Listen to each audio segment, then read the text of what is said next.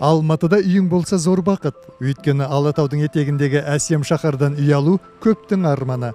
Сол арманға жету үшін бірнеше жылға несие рәсімдеп, қарызданып, қауқаланып, пәтер сатып алып жатамыз. Бар тауқымет осымен бітсе ғана екен. Керісінше, жаңа үйге көшкендердің бітпейтін проблемасы қоныс тойынан кейін басталады. Мысалы, мына заңғар үйлерге қарасаңыз қандай сәулетті. Бірақ тұрғындардың айтуынша, жаңа ғимараттардың кем-кетігі жетіп артылатын көрінеді. Көп қабатты үйлердің тұрғындарын нақты қандай мәселе алаңдатады? Оны өздерінен естісек. 2019-да үй салынды, Тимус Construction. Сол кезден бастап бізде жыл сайын ОСИ, Самұрық Қазына, Акимат, КСК бәрі келіп отчет береді. Біз қайда ақша төлеп жатырық? Қайда ақша төлеп жатырық? Не үшін төлеп жатырық? Бірақ төлегенмен ақша біздің халық 16 үй 1000 адам наразы білдіреді, то есть недовольны. Наразы почему? Потому что ақша төленіп жатыр. Жаңа жақсы ағаш жоқ өскен осы 4 жылда. Балдарға ойнайтын ойын аймақтар жоқ. Сосын деген подвал қайта-қайта су алып кете береді. Ол су деген потом сыйырыс тарақанға келдіреді деген. Сол халық сондайды алдына алу үшін өз 4 жыл бойы күресіп келатыр. Жаңа КСК мен де ОСИ мен де ОСИ КСК барынша жұмыс істеп жатыр. Бірақ оның істеп жатқан жұмысы халыққа көңіліне толмай жатыр. Газон жоқ, ағаш жоқ, егіліп жатыр, бірақ өспейді. Жителдер ақша төлеп жатыр. Мыналар құю керек суға. Сондай әңгіме өте айта берсе көп қазір. Жалпы бұл мәселелерді кім шешуі керек? Нақты мына мәселелерді, туындаған мәселелерді оны шешетін негізі мойнына алған КСК мен ОСИ шешу керек негізінде. Подвал трубалары қайта-қайта жарылып, қайта-қайта ағып жатыр, қайта-қайта. Оны мына кімдерге проектный компаниялар үй салған кезде дұрыс қайтан қарастырып нормально істесе болады ғой. Мына жерде үлкен кісілер бар, бірінші, екінші топ мүгедектер бар, көп бала аналы бар. Оны шығап алдына ойнатайын десе, үйлер бар, мында 1-2 үй бар, алдына шыққанда не жоқ. Детский балалар алаңы жоқ ойнайтын.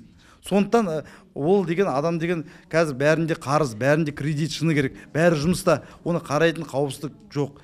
Сондықтан деген бала ойнайтын алаңы, ағаштар болса, машина қоятын тұрақ жоқ, машина қоятын стоянка жоқ мұнда. Басында осы үй алған кезде жарнама деген керемет, басында жарнама керемет дейді. Енді мен осы сөзім еститін адамдар сол жақсы болар еді. Ал КСК не деп жауап беріп жатыр? КСК біздің өзіміздің жұмысымызды барынша істеп жатырық. Былай қарасам, істеп жатқан, көреміз істеп жатқан. Бірақ все равно көңіліміз толықтай толмайды. Бізге тазалық деген керек. Бізде барынша өзімізде мұнда активист деген бар, старший дом деген бар, оларға айлық төленбейді, айлық зарплата төленбейді. Бірақ өзіміз барынша атсалысып жатырық. Жаңа квартиранттармен, темекімен, жаңа есік алдында айқай-шумен тоже біздер барынша бореміз. Бірақ біздерде адамгершілікке, пендешілікке саналамыз, адам баласы ғой деп біз постоянно кешіре береміз. Бірақ бізге де жұмыстан келгесін тыныш ұйықтаған келеді өз үйінде. Халықтың негізгі қажеттіліктерін толық қанағаттандыруға жағдай жасамай тұрып, шағын аудандардың, қаланың одан әрі дамуы, инновациялардың таралуы және ақылды технологияларды енгізу туралы сөз қозғаудың өзі ақылға сыймайды. Сонда бұл түйткілдерді қалай шешуге болады? Тығырықтан шығу үшін тұрғындардың өздері не істеп жатыр?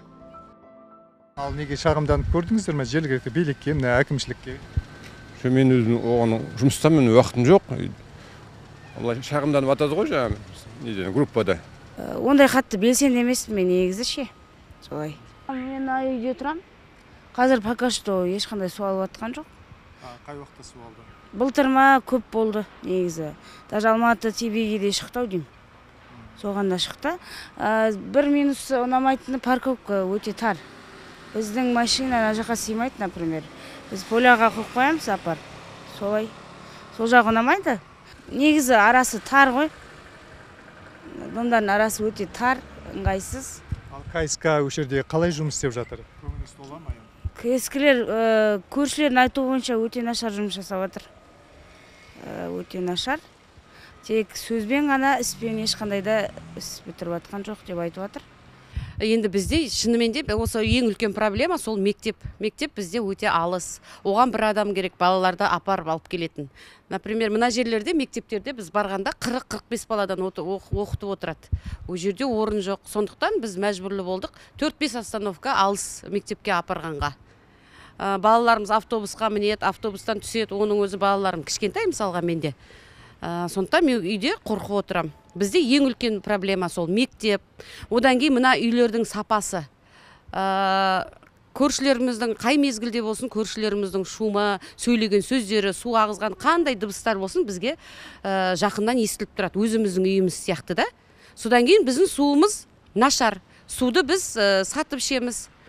Кейбір жағы тұрғындардың фильтр алуға, енді білесіз, бағасы қандай қымбат, фильтр алуға жағдайлары бар, жағдайлар жоқтары суды сатып ішеді. Бізде үлкен проблемалар осы су болып тұр. Ең үлкен проблемамыз сол бала шағамыз мектепке алыс жерден барады. Жақын жерден мектеп болса жақсы еді. Өзіміз де қорқамыз алысқа барып қайтып келгендеріне. Сол апарып әкелу өзімізге проблема болып тұр сол. Я как житель этого микрорайона хочу сказать, что у нас очень много проблем. Помимо жилищных проблем у нас есть еще насчет поликлиники, я хочу сказать. Во-первых, мы никогда не сможем дождаться своей очереди. Мы платим медстраховку. Прежде чем обратиться к узкому специалисту, мы должны 3 дня, 4 дня ждать терапевта. Так как мы платим медстраховку, у нас бесплатного УЗИ, МРТ, МТ, ничего нету. Ну и внутри дома, конечно, то вода есть, то вода нету. Видите, какие у нас дороги. Дети ходят в школу по этим дорогам. Безопасности никакой нету. Көлікке міну шығу өте қиын. Бізде 55-ші автобусты осы 1 жыл бұрын жүргізді. Ол бірақ қазір Алтын Ордаға барады, Барлыққа барады, о жақтан адам толып бері қарай келеді. Таңертең қатынас өте нашар. Адамдар деген міне алмай жүреді. Сосын таксимен кетеді. Ол такси 500 теңге, ана күні қыста 1000 теңге болып кетті. Одан кейін 7-8-ші автобусты қосып еді, ол Жалпақсайдан бері қарай толып келеді. Енді ана жақтан правда, жаңа бұрынғы правда ғой, қазір Алтынсарин Абайы. О жақтан 55 толып бері қарай келе алмаймыз. 3-4 автобус бірақ бірден соң бір келмейді, нашар жүреді өте. Линияда 7-6 болады. Сосын 78-де Абай Момышұлдан, метродан адамдар көп мінеді, сондықтан міне алмайсың. Колледжге баратын балалар, мектепке баратын, ана жаққа жұмысқа баратындар, таңертең 6-та шықпаса бара алмайды. 3 сағат бұрын жұмысқа барып отыру керек. Сол жағын әкім бізге дұрыстап көмектессе, Досаев жолдас. Бізге тағы бір автобус берсе, бірақ ол ана Алтын Орда ішіне қоспай, тек қана осы микрорайон жақтан өзі адамды мініп кететін қалаға қарай. Хотя бы ана Абай проспекті неге Достыққа шейін баратын, или сол Абай Правдаға шейін, әйтеу тіке өзімізден жүргізсе деп өтінеміз. Мына адам жүретін жолдар бізде сол кішкене бірінші кездерде бәрін істеп әдемілеп қойып еді. Кейін кезде только қазып тастады да, адамдар жүре алмайды, сондай жақтары енді. Ал енді несіне үйдің өзінің сапасына келетін болса, енді оны сол білмеймін ғой, енді қалай салатындарын, енді ол өзінің бағасына қарай салама, басқадай салама, енді соған байланысты шығар деп ойлаймын. Олай сети осы тұрғын үй кешенінің тұрғындарымыз 5-ші корпуста тұрамыз.